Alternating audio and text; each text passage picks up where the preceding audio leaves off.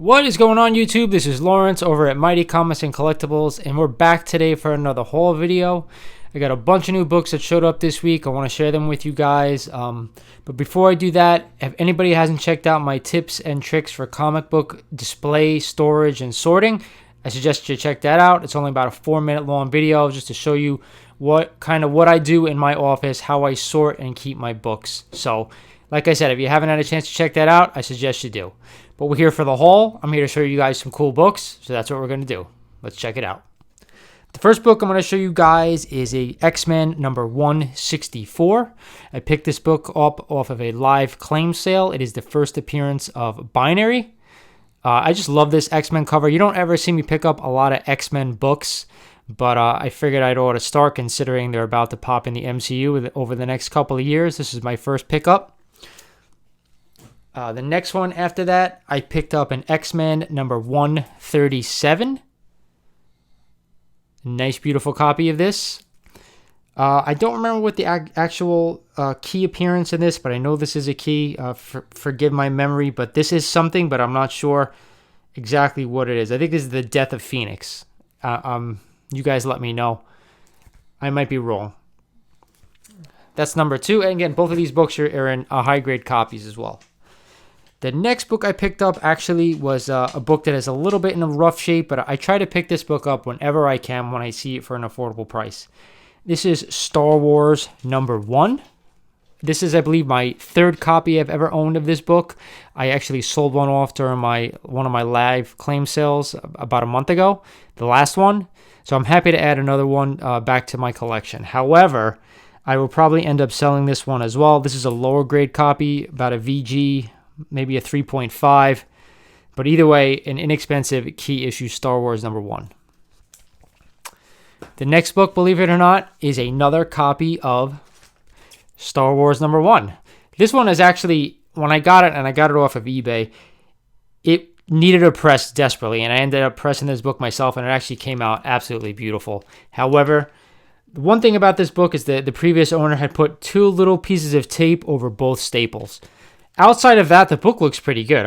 Without that, it's probably about a 7.0, 6.5, 7.0. It looks really good. You guys let me know what you think. But, because it has the little pieces of tape, and to be honest, it doesn't really need it. I don't know why the previous owner did it. It's going to get a lower grade because of the tape.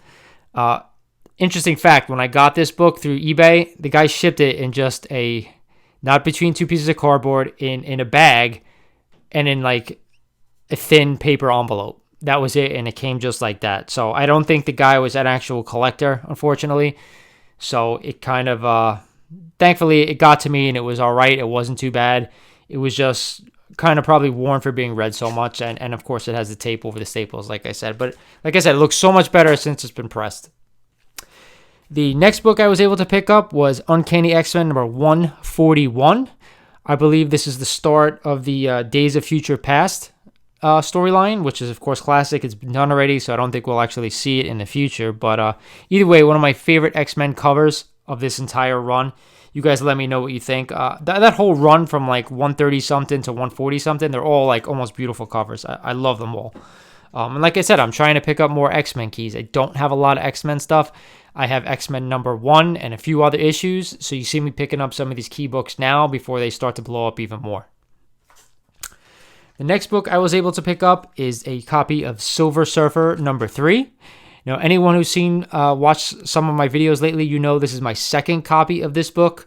This is not as nice as the other one I picked up, but it's still a nice looking copy. However, let me see if I can actually put it on the screen for you guys to see better. There you go.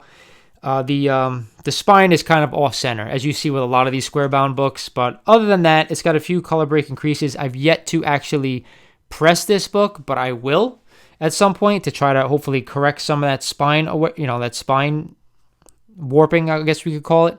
And I will do that eventually. But again, like the last time I picked this book up, I try to pick this book up with the deep orange color. I try to stay away from the copies that are faded or a little light.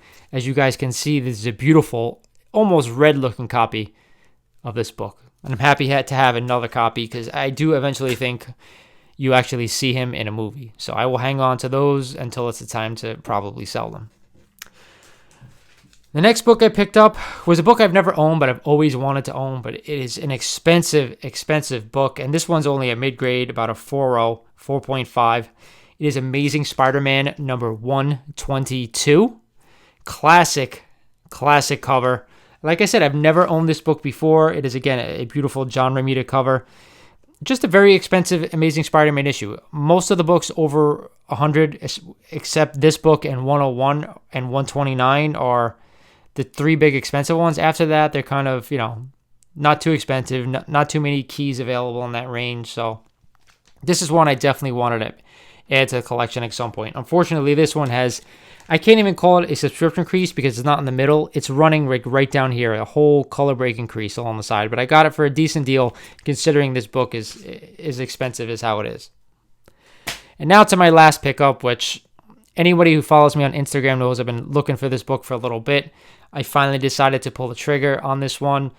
I needed to pick this up before it got out of control, and it's already gone up a ton from when I had it back in the day. Back in the day, I owned this book at a 7.5, I think, and I literally paid $500 for it back then, and I wish I still had it, but unfortunately, everybody knows the story. I sold off my collection, as a young adult, and of course, I rue the day that happened. But either way, I'm finally happy to add back into my collection after so many years, and I paid up for it, but I did get it under fair market value.